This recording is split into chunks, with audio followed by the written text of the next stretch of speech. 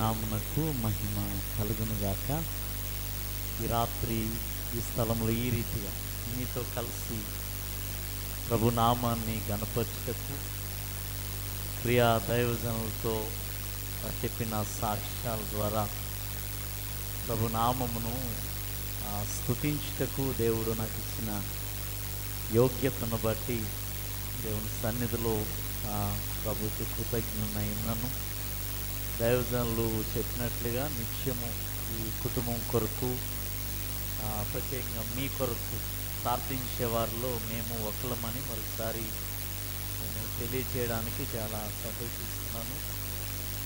పిల్లరా, వాస్తవంగా నాకు తెలియదు వీరు యుఎస్ఏ వెళ్ళినట్టు. సార్ నా వైపు చూస్తున్నాను సౌండ్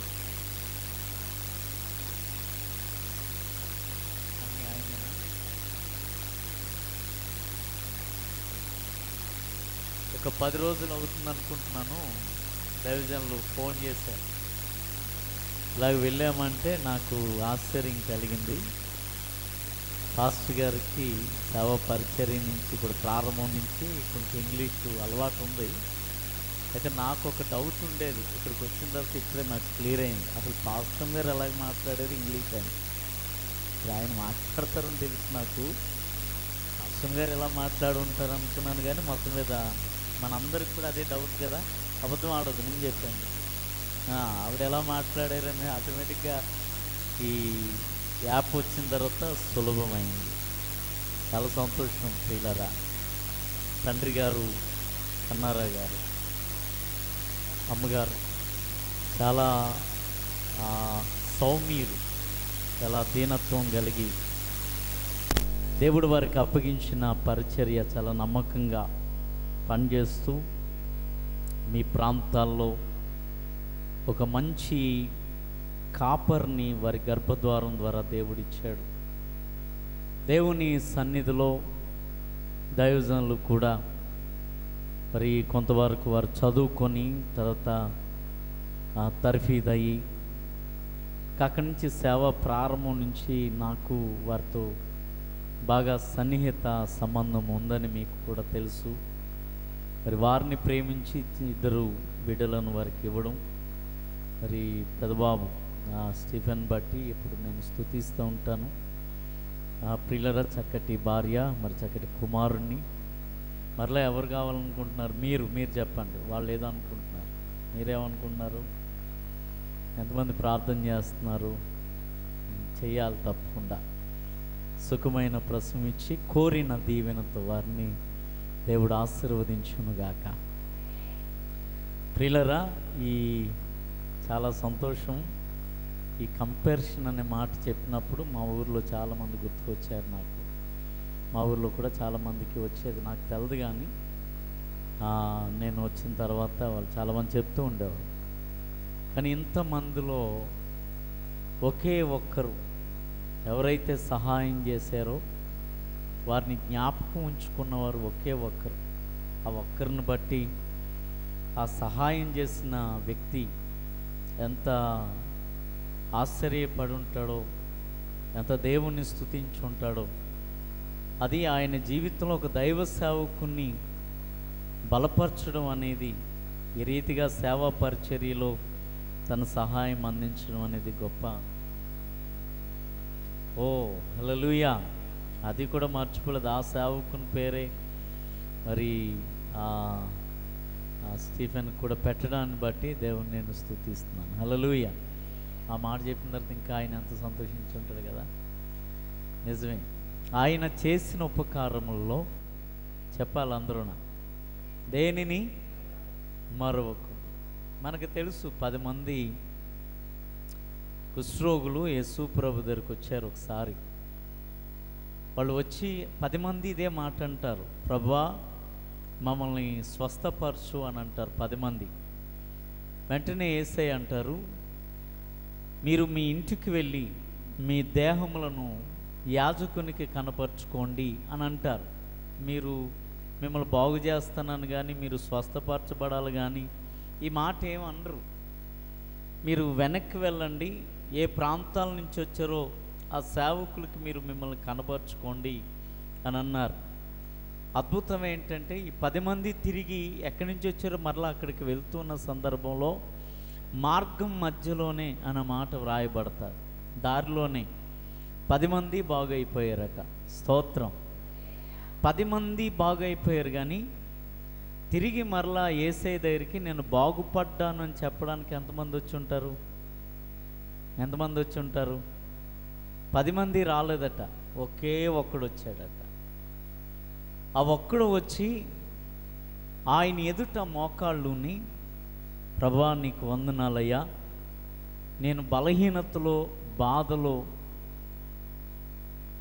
నన్ను చులకనగా చూసే సమయంలో నేను ఉన్నప్పుడు నీవు నన్ను దర్శించావు, నీవు చెప్పినట్లుగా నేను చేసినప్పుడు నన్ను బాగు చేసావు, ఇదిగో నేను బాగుపడ్డాను అని యేసు దగ్గర మోకాళ్ళుని కృతజ్ఞతలు చెప్పినప్పుడు యేసయ్య నువ్వు వచ్చావు అని సంతోషించడు ఆయన. మీరు గమనించాలి, అక్కడ ఆ మాట ఏమని రాయబడుతుందంటే, నువ్వు ఒక్కడివే బాగుపడ్డావా? లేదు 10 మంది బాగుపడ్డారని అంటాడు ప్రభు. అయితే మిగతా 9 మంది ఎక్కడా అని అడుగుతాడు. అంటే ఇప్పుడు చెప్పండి, 10 మందిలో ఎంతమంది కృతజ్ఞత కలిగి ఉన్నారు? గట్టిగా చెప్పాలా? ఎంతమంది బాగుపడ్డారు? 10 మంది బాగుపడ్డారు. కానీ ఒక్కడే ప్రియులరా కృతజ్ఞత కలిగి దేవుణ్ణి సంతోషపెట్టాడు. ఈ రాత్రి ఈ స్థలములో కూర్చున్న నీవు నేను కూడా దేవుడు నేనంటున్న ప్రభువుని మనము తెలుసుకున్న తర్వాత, ప్రభువులో ఎదుగుతూ ఫలిస్తున్న తర్వాత, ఆయన అన్ని రీతులుగా కూడా మనల్ని బలపరుస్తూ, ఆరోగ్యాన్ని ఇస్తూ, క్షేమాన్ని ఇస్తూ, సమృద్ధిని ఇస్తూ, ఆశీర్వదిస్తున్నప్పుడు ఎంత మనము ఆయనకు కృతజ్ఞత కలిగి ఉన్నాము అనే మాట వ్రాయబడుతుంది. తెస్సలోనికే పత్రికలో పౌలు భక్తుడు ఇదే మాట్లాడు, ప్రతి విషయమునందును కూడా మీరు కృతజ్ఞత కలిగిన వారై ఉండండి. ఎందుకు కృతజ్ఞత చెల్లించాలి అని అంటే ప్రియులరా, ఈ థ్యాంక్స్ గివింగ్ అనేది చాలా అవసరం. ఇప్పుడు ఎవరైనా ఏదైనా మనకి చెప్పండి, గిన్నెడు చల్లనీళ్ళు ఇచ్చినా, ఒక గ్లాస్తో టీ ఇచ్చారు అనుకోండి, ఏమంటాం తెలుసా? వెంటనే థ్యాంక్స్ అండి అని అంటాం. ఎందుకో తెలుసా? మరలా ఏదో టైంలో వారి అవసరం మనకి వస్తుంది. ఆ అవసరంలో వారు తీరుస్తారు తప్పకుండా. ఈ మాట గుర్తుపెట్టుకొని, మనిషే కృతజ్ఞత కోరుకుంటే తన పోలికలో తన స్వారూప్యంలో నిన్ను నన్ను చేసుకున్న మహాదేవుడు. ప్రియులారా, మనము ఆయన సన్నిధిలో ఎంత కృతజ్ఞులమై ఉండాలి అన్నది మనం ఆలోచన చేయాలి. కానీ చాలామంది మీకు తెలుసా, దేవుడు ఎన్నో కార్యాలు చేసినా కూడా వారు కృతజ్ఞత చెల్లించడానికి ఎందుకు అంత ఇష్టపడరు. నేనంటాను, మేలు చేసే దేవునికి కృతజ్ఞత చెల్లిస్తే మేలు వెంబడి మేలు ఆయన పంపించగలిగిన సమర్థుడు అని మరొకసారి నేను తెలియచేస్తున్నాను. ప్రియులరా, దేవుని వాక్యము నుంచి కొన్ని మాటలు ఈ రీతిగా వ్రాయబడ్డాయి. యెషయా గ్రంథం 61 అధ్యాయం ఒక 10-15 నిమిషాలు, ఒకేలా అధికంగా కాదు కానీ ఒక 10-15 నిమిషాలు యెషయా గ్రంథం 61వ అధ్యాయం నేను చదువుతున్నాను. 8వ వచనము 3వ లైన్ నుంచి నేను చదువుతున్నాను. ఒకసారి అలా చూడండి. యెషయా గ్రంథం 61వ అధ్యాయము 8వ వచనము 3వ లైన్ నుంచి, సత్యమును బట్టి వారి క్రియాఫలమును వారికి ఇచ్చుచు వారితో నిత్య నిబంధన చేయుదును, జనములలో వారి సంతతి తెలియబడును, జనముల మధ్యను వారి సంతానము ప్రసిద్ధి నొందును. వారు యెహోవా ఆశీర్వదించిన జనమని వారిని చూచిన వారందరూ కూడా ఒప్పుకొందురు. ఆమెను చెప్పండి. ఇక్కడి నుంచి ఈ మాట మనం అందరం కలిసి బిగ్గరగా చదువుదాం. వారు యెహోవా ఆశీర్వదించి, అక్కడి నుంచి మనం అందరం కలిసి చదువుదాం బిగ్గరగా. వారు యెహోవా ఆశీర్వదించిన జనమని వారిని చూచిన వారందరూ ఒప్పుకొందురు. అలా తలలు వంచిన చిన్న ప్రార్థన. ప్రేమ కలిగిన మా తండ్రి పరిశుద్ధుడా, మీకు స్తోత్రాలు. ఈ రాత్రి దైవజనులు చెప్పిన సాక్ష్యాన్ని బట్టి, దైవజనురాలు ఇచ్చిన సాక్ష్యమును బట్టి తండ్రి, ఇది మా కన్నులకు ఆశ్చర్యమే. మాకింకా తండ్రి నాయన ఆశ్చర్యమే. ఇది అద్భుతమైన రీతిగా తండ్రి నీవు చేసిన మేలులను బట్టి, ఉపకారాలను బట్టి దేవా నా తండ్రి స్తోత్రాలు. ప్రభువా, ఏమీ లేనప్పుడు ఈ స్థాయికి మీరు నడిపించారు. కేవలము ఇది మీ కృప అని మరొకసారి దేవా మేము మిమ్మల్ని స్తుతిస్తున్నాం. ప్రభువా, ఇంకను రానున్న దినాల్లో దేవా వీరి కొరకు ఉంచిన ప్రతి ఈవి యేసు నామమున మీరు అనుగ్రహిస్తున్నందుకై కృతజ్ఞతాస్తుతులు చెల్లిస్తున్నాము. వచ్చిన నీ బిడ్డలందరినీ బట్టి వందనాలు. దీవించండి ఆయన, మీరు మహిమ పొందండి, మీరేం మాట్లాడండి. యేసు నామముని ప్రార్థన అడిగి వేడుకొనుచున్నాము తండ్రి, ఆమెన్. యెషయా గ్రంథం 61వ అధ్యాయంలో ప్రవక్త అయిన యెషయా దేవుని ఆత్మచేత నింపబడి ప్రియులరా ఆయన ప్రవచనాత్మకమైన ఈ లేఖన భాగాన్ని జ్ఞాపకం చేస్తున్నాడు. మొదటి వచనములో ఇలా ఉంటుంది: ప్రభువగు యెహోవా ఆత్మ నా మీదికి వచ్చి ఉన్నది, దీనులకు సువర్తమానము ప్రకటించుటకు యెహోవా నన్ను అభిషేకించెను, నలిగిన హృదయము గల వారిని దృఢపరచుటకును, చెరలో ఉన్న వారికి విడుదల, బంధింపబడిన వారికి విముక్తి ప్రకటించుటకును అనే మాట చాలా స్పష్టంగా వ్రాస్తాడు. ప్రియులరా, ప్రవక్తకున్న ఆలోచన ఏంటంటే ప్రవచించుట. దేవుని ఆత్మచేత నింపబడిన ప్రవక్త ప్రవచిస్తూ ఉంటాడు. అందుకే భక్తుడు ఇర్మియా గ్రంథకర్త అంటాడు, ప్రవక్త ప్రవచించక మానడు అనే మాట వ్రాయబడుతుంది. ప్రియులరా, ఏ గ్రామంలో, ఏ ప్రాంతంలో, ఏ వీధిలో నేనంటను ప్రవక్తలు శ్రేష్టమైన దైవజనులు ఉండుట ఆ గ్రామానికి మంచిది, ఆ ప్రాంతాలకు మంచిది, ఆ వీధికి మరింత మంచిది. ఎందుకంటే ప్రవక్త చేసే పని ఏంటో తెలుసా? తన ప్రాంతం కొరకు, తనకిచ్చిన బిడ్డల కొరకు నిరంతరము ప్రార్థన చేయుట, వారి యొక్క యోగక్షేమాలు తెలుసుకొనుట, వారి కొరకు నిత్యము ఆలోచించుట. కనుక ఈరోజు దేవుని సన్నిధిలో ఈ మాట జ్ఞాపకం చేస్తున్నాను.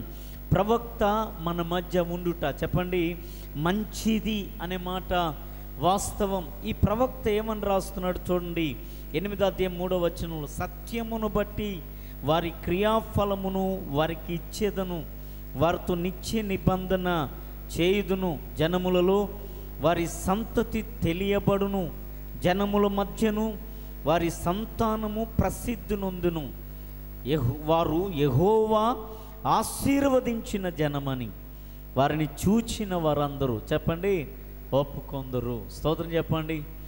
బహుశా ఈ ప్రవచనం నేను చూచిన కళ్ళతో, నేను వినిన చెవులతో దైవజనులు జ్యోతిబాబు గారు వారి కుటుంబంలో ఇది నెరవేర్చబడ్డాది. స్తోత్రం చెప్పండి గట్టిగా. ఎందుకంటే వారు యెహోవా చేత, యెహోవా ఆశీర్వదించిన జనం, వారు జనమని వారిని చూచిన వారందరూ, చెప్పండి, ఒప్పుకొందరు. ప్రియులరు ఒప్పుకోవాలి. నేనంటాను, దీవెన, దేవుడిచ్చే ఆశీర్వాదం సులువు కాదండి. దేవుని వాక్యంలో చెప్పబడ్డాది, తనను తాను తగ్గించుకున్నవాడు, చెప్దామా, హెచ్చింపబడును అనే మాట వ్రాయబడ్డారు. ఎవరైతే మహాదేవుని సన్నిధిలో దీనులై గడగడ వణుకుతారో వారి మీద ఆయన దృష్టి ఉంటుంది అన్నమాట వ్రాయబడుతుంది. ప్రభువుని నమ్ముకోవచ్చు, ప్రభువుని ప్రకటించవచ్చు, ప్రభువుతో సహవాసం చేయొచ్చు, నిజమే. కానీ దేవుడు ఎవరిని చూస్తాడో తెలుసా? దేవుడు ఎవరిని ఆశీర్వదిస్తాడో తెలుసా? దేవునికి అనుకూలంగా ఉండాలి, దేవునికి అనుకూలంగా ఉండాలి. వారిని దేవుడు ఆశీర్వదిస్తాడు. వారిని చూచిన వారందరూ కూడా, చెప్పండి, వీరు దేవుని చేత, చెప్పండి, ఆశీర్వదించబడ్డారు అని జనమని అనుకుంటారు. బహుశా సంఘము మీరేమనుకుంటున్నారో స్తోత్రం చెప్పండి గట్టిగా. బహుశా వారి పరిస్థితి అంతా చెప్పినప్పుడు నాకు చాలాసేపు మాట్లాడారు ఆ రోజు. నాకు చాలా సంతోషమైంది. నాకు చాలామంది తెలుసు, కానీ వారెవరు కూడా ఎంత ప్రయత్నం చేసినా ఒకలా ఈ దుబాయ్ లేకపోతే ఇక్కడిక్కడ మలేషియా ఇక్కడి వరకు వెళ్ళి వచ్చిన వాళ్ళే, కానీ ఆ యుఎస్ వరకు కూడా వెళ్ళిన వాళ్ళు ఎవరు నాకు కనబడలేదు ప్రియులరా. నిజంగా అది దేవుని మహా కృప, అది దేవుని ఆశీర్వాదం ఉంటేనే కానీ చెప్పండి అది జరగదు. నేనంటాను, మీ దైవజనులను ఆశీర్వదించిన దేవుడు మిమ్మల్ని కూడా చెప్పండి ఆశీర్వదిస్తున్నాడు. స్తోత్రం చెప్పండి. బహుశా మీరు యుఎస్ వరకు వెళ్ళలేదు, కానీ వెళ్ళినంత సంతోషంలో మీరున్నారు కదా, మీ ముఖాలు తెలిసిపోతున్నాయి. స్తోత్రం చెప్పండి గట్టిగా. వారు వచ్చిన తర్వాత పాస్టర్ గారితో మీరు ఎక్కువ మాట్లాడతారులే నాకు తెలియదు, కానీ పాస్టర్ గారితో ఎక్కువ విషయాలు మీరు మాట్లాడి ఉంటారు. ఏమని అక్కడ ఎలాగుందండి, ఏంటండి వాతావరణం అని మీరు మాట్లాడి ఉంటారు. ఇంకా కొంతమంది గురించి చెప్పక్కర్లేదులే, ఇలా చూస్తే అలా పోతూ ఉంటారు. మాకు చెప్పకుండా, అయ్యో చెప్పండి, మాకు చెప్పకుండా వెళ్ళిపోయారని కొంతమందికి ఇది ఉంటుంది, అదో బలహీనత అంతే. గట్టిగా అయ్యో చేతులు ఎత్తటం లేదు మీరు. స్తోత్రం చెప్పండి గట్టిగా. దైవజనునితో సంతోషించే సంఘం ఉంటే దైవజనుని ఆశీర్వదించినట్లుగాని సంఘాన్ని కూడా ఏం చేస్తాడో తెలుసు, దేవుడు ఆశీర్వదిస్తాడు. ఆ తత్వంలోనికి నడాలట నీవు నేను. దేవుడిచ్చే ఆశీర్వాదం సులభం కాదు. ఒక 5 విషయాలు మేము ముందు పెడతాను, చాలా త్వరగా 5 విషయాలు 5 నిమిషాలు చెప్పేస్తాను. స్తోత్రం చెప్పండి గట్టిగా. ఓకే, త్వరగా ఆదికాండం 24వ అధ్యాయం 35వ వచనాన్ని చదువుకుందాం. 24:35 వచనం. అంతటా అతడు ఇట్లనెను, నేను అబ్రహాము దాసుడను, యెహోవా నా యజమానుని ఎలాగ ఆశీర్వదించాడట, బహుగా ఆశీర్వదించెను. అతడు చాలు గొప్పవాడు ఆయను. స్తోత్రం చెప్దాము గట్టిగా. ఇది అబ్రహాము చెప్పుకోవట్లేదు ఈ మాట. అబ్రహాముకి ఒక దాసుడు ఉన్నాడు. ఆయన పేరేంటో తెలుసా? ఎలియాజరు. ఎలియాజరుని అబ్రహాము ఇస్సాకుకి సంబంధం చూడమని ప్రియులరా ఒక ప్రాంతానికి ఆయన పంపించాడు.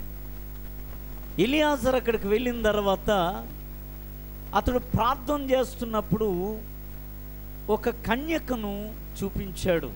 ఆమె ఏం చేసిందంటే తన ఇంటికి తీసుకొని వెళ్ళిందంట. వెంటనే ఆ ఇంటి వారందరితోని కూడా ఈ ఎలియాజరు ఏమని చెప్తున్నాడంటే, అబ్రహాము అను నా యజమానుడు అనే మాట వ్రాయబడుతుంది. అతన్ని దేవుడు బహుగా ఆశీర్వదించెను గనుక అతడు ఏమయ్యాడట, ఆ దేశంలో అందరూ చెప్పాలా, గొప్పవాడయ్యాడు. ప్రియులరా, అబ్రహాము ఆశీర్వాదం సులువు కాలేదు. అతడు 12వ అధ్యాయంలో పిలువబడిన తర్వాత ప్రతిసారి అతడు దేవునితో మాట్లాడుతూ ఉండేవాడు. ప్రతిసారి దేవుని సన్నిధిలో ఆయన బలిపీఠం కడుతూ ఉండేవాడు. ప్రతిసారి దేవుని సన్నిధిలో ప్రియులరా ప్రార్థిస్తూ ఉండేవాడు.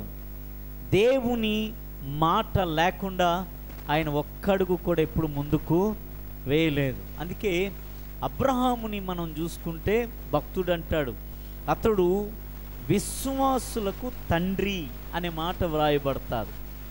అబ్రహాం ఎవరట? విశ్వాసులకు తండ్రి అనే మాట వ్రాయబడతాడు. అబ్రహాము గురించి రోమాపత్రికలో, అబ్రహాము గురించి ఎక్కువ హెబ్రీ పత్రిక 11వ అధ్యాయంలో చాలా విషయాలు రాస్తూ అని అంటాడు. విశ్వాసమునకు అంటాడు, నిరీక్షణకు ఆధారము లేనప్పుడు అబ్రహాము చెప్పండి నిరీక్షణ కలిగి నమ్మెను అనే మాట వ్రాయబడతా. దేవునికి స్తోత్రం. ఈరోజు దేవుడు నన్ను కూడా ఆశీర్వదించాలి అని నా ప్రార్థన దేవుడు వినాలి అనన్నా, నా కుటుంబంలో దేవుడు తన ఆశ్చర్యమైన కార్యాలు జరిగించాలి అనన్న ఒక్క మాట మర్చిపోవద్దు. విశ్వాసము చాలా అవసరం. విశ్వాసము అంటే ఏంటి?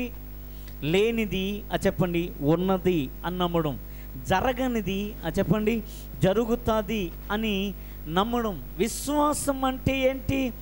దేవుడు ఏం చెప్పాడో అది ఆధారం కనబడకపోయినా చెప్పండి అది ఆయన చేస్తాడు అని నమ్మడమే విశ్వాసము. ప్రియులరా, విశ్వాసము కనబడదు, స్తోత్రం చెప్పండి గట్టిగా, కానీ క్రియ కనబడుతుంది. అది క్రియ కనబడుతుంది, విశ్వాసం కనబడదు.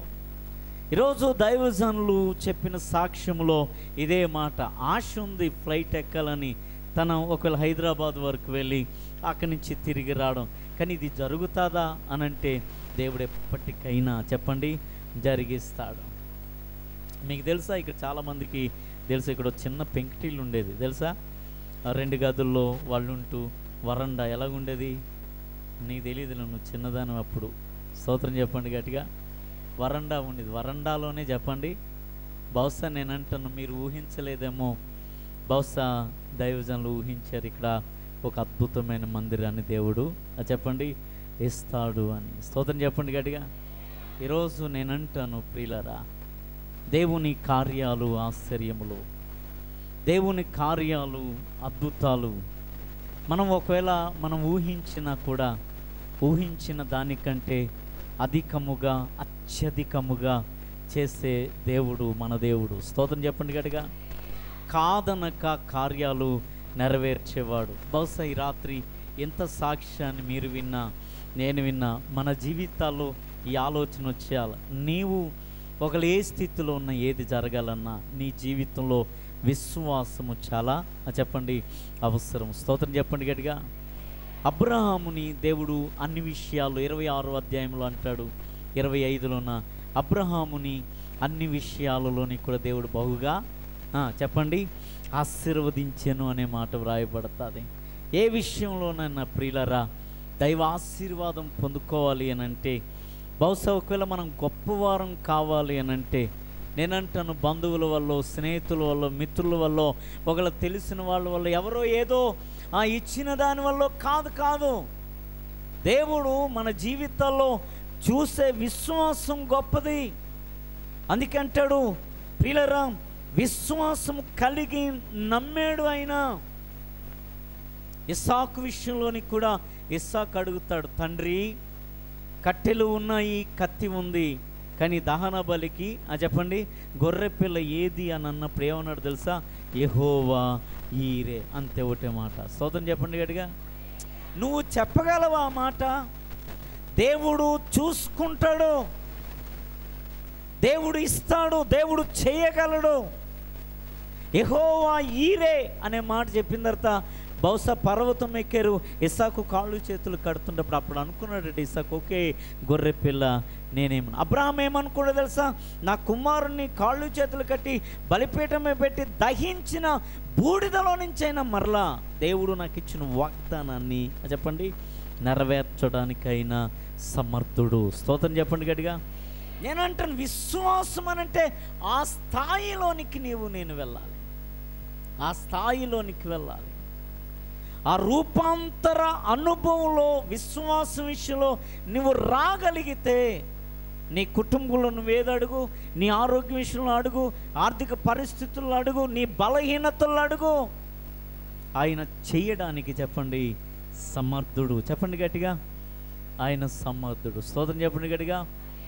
ఒక వ్యక్తి ఆశీర్వదించబడాలన్నా, జనములు ఆయన గురించి మాట్లాడుకోవాలన్నా ఆ వ్యక్తికి వెండి బంగారం కాదు ముఖ్యం, విశ్వాసం చెప్పండి చాలా ముఖ్యం. రెండవ మాట 26వ అధ్యాయం అక్కడే 12-13 వచనాలు.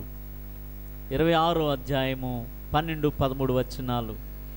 ఇస్సాకు ఆ దేశమందు ఉన్నవాడై విత్తనము వేసి ఆ సంవత్సరము 100 ఫలము పొందెను. యెహోవా అతనిని ఆశీర్వదించెను గనుక ఆ మనుష్యుడు చెప్పాలి పిల్లలుగా గొప్ప గొప్పవాడు ఆయను. స్తోత్రం చెప్పండి గట్టిగా. ఆ మనుష్యుడు గొప్పవాడయ్యాడు. కారణం యెహోవా ఆశీర్వదించెను గనుక. ఈయనెవరో తెలుసా? ఇస్సాకు అనే మాట వ్రాయబడుతుంది. మీకు తెలుసా ప్రియులరా, అబ్రహాము గర్భాన ఎలాంటి కుమారుడు పుట్టాలో చెప్పండి. ఎవరు నిర్ణయించాడు? దేవుడే నిర్ణయించాడు. స్తోత్రం చెప్దాము గట్టిగా. ఎంత గొప్ప సంగతి అండి. దేవుని ఉద్దేశాలు అంటాడు మన కంటికి చెప్పాలి మన కంటికి కనబడవు, చెవికి మన హృదయమునకట గోచరము కవవి, అగోచరాలు అని అంటాడు. ఏం ఉద్దేశించాడో, ఏమి ఆలోచించాడో. ప్రియులారా, ఈరోజు అబ్రహాము గర్భాన పుట్టిన కుమారుడైన ఇస్సాకు కూడా తండ్రి బాటలోనే నడుస్తూ ఇస్సాకు ఆ దేశమందున్నవాడై అనే మాట వ్రాయబడుతుంది. ఆ దేశం ఎవరిదో తెలుసా? మీరు చదివారా? 26వ అధ్యాయం కానీ చదివితే ఆ దేశం ఇజ్రాయేల్ దేశం కాదు, యెరూషలేము ప్రాంతం కాదు. ఎవరిదో తెలుసా? ఫిలిష్తీయుల దేశము అని అన్నాడు. చెప్పండి గట్టిగా. ఎవరి దేశం అంట? అమ్మ అందరూ చెప్పండి. ఫిలిష్తీయుల దేశం. మీరు చెప్పండి, ఫిలిష్తీయులు మంచోళ్ళా చెడ్డోళ్ళా? అందరూ చెప్పాలి. కొంతమంది అనుమానంగా చెప్తున్నారు. ఎంత చెడ్డోళ్ళు తెలుసా అండి? ఇస్సాకు ఆశీర్వదించబడ్డాడు అని ఆ కింద వచనంలో ఉంటుంది.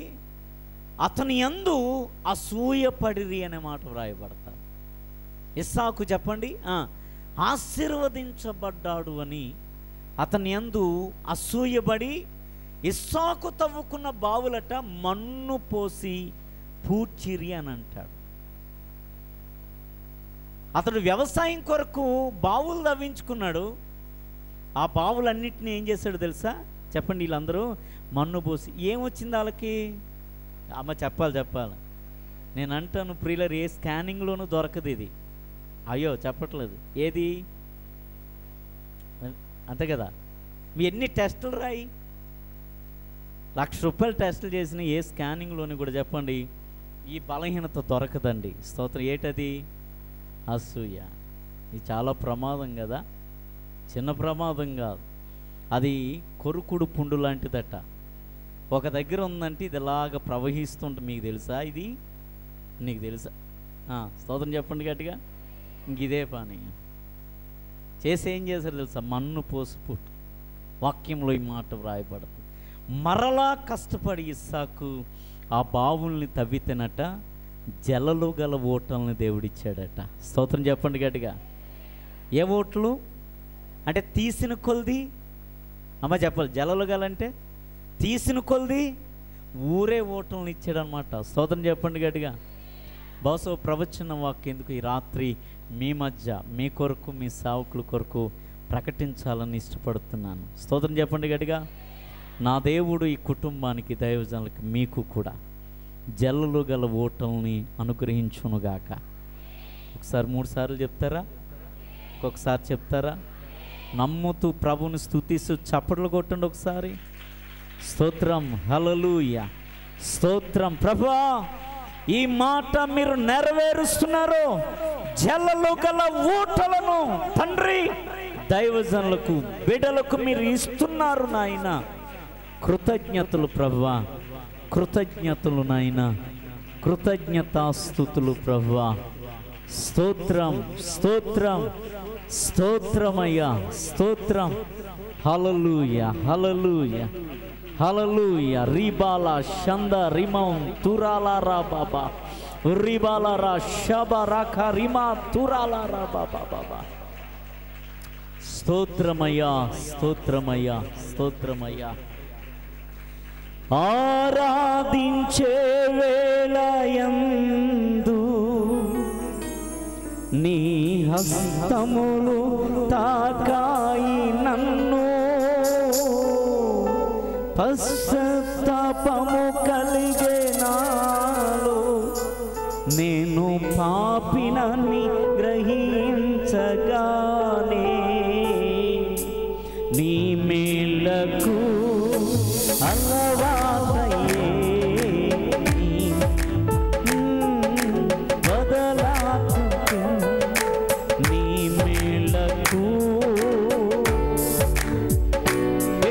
చప్పట్లు కొడుతూ వదలాకుంటే నీకిష్టమైన దారి అనుభూతి నీతో చెరి యేసయ్యా బిగ్గరగా చప్పట్లు యేసయ్యా యేసయ్యా యేసయ్యా యేసయ్యా యేసయ్యా యేసయ్యా మేలు చేయక నీవు ఉండలేవయ్యా ఆరాధించక నేను మేలు చేయక నీవు ఉండలేవయ్యా ఆరాధించక నేను బిగ్గరగా యేసయ్యా యేసయ్యా యేసయ్యా యేసయ్యా స్తోత్రం చెప్తామా బిగ్గరగా వీళ్ళరా ఇస్సాకుకి ఆశీర్వాదం సులువుగా రాలేదు. మరలా చెప్తున్నాను, అబ్రహాముకి ఆశీర్వాదం సులువుగా రాలేదు. అతడు విశ్వాసులకు తండ్రిగా చెప్పండి నిలిచి ఉన్నాడు గనుక. ఇస్సాకుకి ఆశీర్వాదం సులువుగా రాలేదు. ఆ సంవత్సరం విత్తనం వేశాడు. ఒక వ్యక్తి పంట పండించాలంటే చాలా చెప్పండి కష్టపడాలి, చాలా కష్టపడాలి. సోమరితనం ఉంటే మనకి దీవెన రాదండి. బద్ధకస్తులమైతే మనకు దీవెన రాదు. ఎందుకు పనికిరాని విషయాల్లో జోక్యం చేసుకుని తలమునుకులైతే దానివల్ల దీవెన రాదు. కష్టపడాలి. ప్రార్థన జీవితంలో, విశ్వాస జీవితంలో, దేవుని ఆరాధించడంలో, దేవుని మందిరానికి చెప్పని సమయానికి లేకపోతే ఆరాధనకు, ఉపవాస ప్రార్థనకు, నిబంధన ప్రార్థనలకు రావడంలో, దేవునికి మన సమయాన్ని ఇవ్వడంలో కష్టపడాలి. కష్టపడితేనే చెప్పండి దేవుని ఆశీర్వాదం. ఇస్సాకు మనస్తత్వం చెప్పన కష్టపడే తత్వం. అందుకే బావులు పూడ్చినట మరలా ఏం చేశాడు చెప్పండి, తిరిగి మరలా త్రవ్వేడు కనుకే దేవుడు ఆ కష్టాన్ని చూసి చెప్పండి జల్లలు గల గట్టిగా చెప్పండి జల్లలు గల ఓటలను ఇచ్చాడట. స్తోత్రం, హల్లెలూయా. 2 1 చెప్పండి విశ్వాసంలో మనం ముందుకెళ్ళాలి. 2 దేవుని సన్నిధిలో కష్టపడేవారిగా మనం ఉండాలి. 3వది ప్రియులరా, యోబు గ్రంథం 1వ అధ్యాయం. ఈ మాట చెప్పి నేను ముగిస్తున్నాను. 1వ అధ్యాయము 10వ వచనం చదువుదాం. యోబు గ్రంథం 1వ అధ్యాయం 10వ వచనం. నీవు అతనికిని అతని ఇంటి వారికిని అతనికి కలిగిన చెప్పాలి సమస్తమునకును చుట్టూ ఏముంచాడట గట్టిగా చెప్పాలి, కంచె వేసితివి కదా. నీవు అతని చేతి పనిని దీవించుచుండుట చేత అతని ఆస్తి దేశములో బహుగా విస్తరించి ఉన్నది. స్తోత్రం చెప్పాలి గట్టిగా. ప్రియులార, యోబు గురించి దేవునికినా సాతానుడికి మధ్య ఏం జరుగుతుంది? వాదం, వైరం జరుగుతుంది, గొడవ జరుగుతుంది. దేవుడేమో ఆశీర్వదిస్తానని, సాతానుడేమో ఎలాగోలాగా ఇచ్చిన దీవెని ఏం చేయాలంటే వెనక్కి లాగేద్దాము అనే ప్రయత్నం. ఈ వైరంలో ప్రియులరా, దేవుడు సాతానుడు కనిపెట్టిన వెంటనే ఏమన్నాడో తెలుసా?